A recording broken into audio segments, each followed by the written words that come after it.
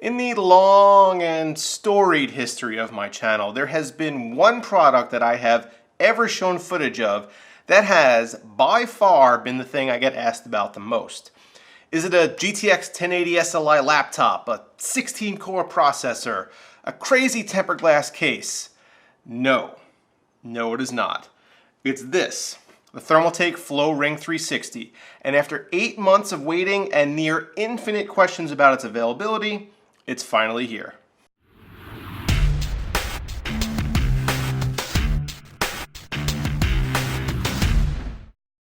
I don't think people normally get excited about AIOs. At this point, they're almost a requirement on any high-end build, and it's more unusual not to see one in a case than the other way around.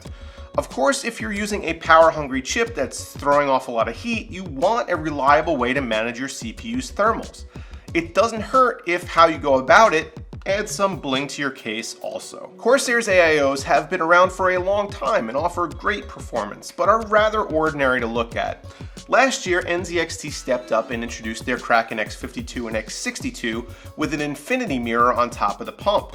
It all depends on what you're into, but Thermaltake showed off this unit at CES this past January, and many people have been gaga for the RGBs ever since. As its name indicates, the Floe Riing 360 is a 360mm radiator in a closed-loop design that features an Asetek pump and a copper base plate. Like Thermaltake's open-loop water cooling products, the radiator is aluminum, which is inferior to copper when it comes to heat dissipation, but is also much lighter.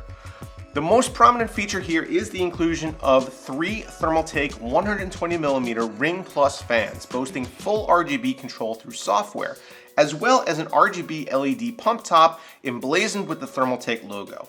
The pump can be configured with up to 6 separate lighting zones, while you can program the fans in up to 12.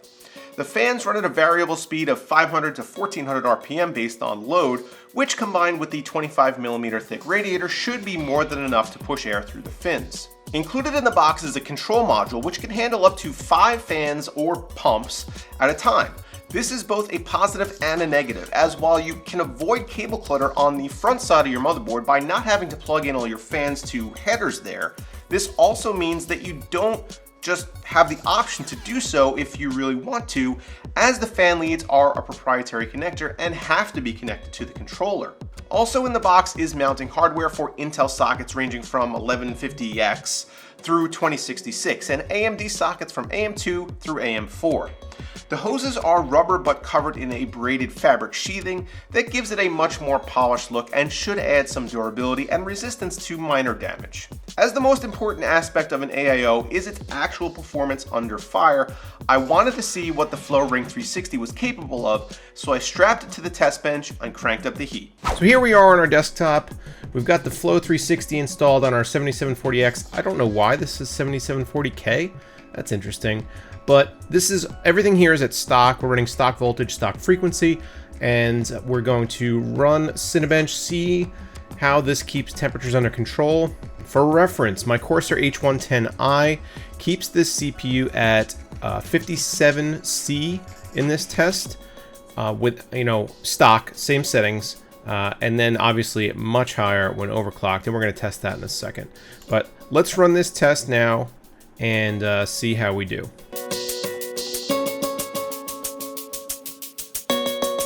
Pretty good, I'd say. We got the same max package temperature that we did with the Corsair cooler. Of course, we're looking at radiators of different sizes. The H110i V2 is a 280mm radiator. This is a 360. So we're looking at one more fan, but smaller surface area width-wise for the radiators. I've found just in general that a 280 and a 360 perform similarly. The 360 is going to have a larger heat capacity, but the Thermaltake radiator is actually a little bit thinner than the Corsair radiator, so all things being said, I think coming out with the same result is pretty good here. This is, I think, a victory for the Floe 360 because the H110i has actually been my go-to for a long time as far as like what my favorite cooler is, the most effective cooler that I generally use. So Thermaltake being able to match that is pretty good, I think. So let's do some overclocking and see how it ends up then. So we're back on our desktop. You can see the temperatures are already higher than they were before. The 7740X that I have, it maxes out at 5.1 gigahertz, and in order to get there, I need to crank up the voltage to 1.5 volts. It is stable at this setting, or at these settings. However, this is not an overclock that I'd recommend for daily use. I just did it to see how far I could push the chip, basically.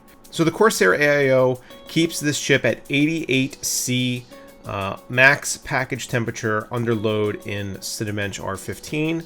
So let's see how Thermaltake does. So we hit 90C, which is, you know, I mean, it's only 2 degrees warmer, but when you're dealing with basically flirting with TJ Maxx on these chips, you don't really want to go any higher if you could potentially avoid it. 88C is still not very comfortable temperature. 90C is very similar, although clearly a little higher.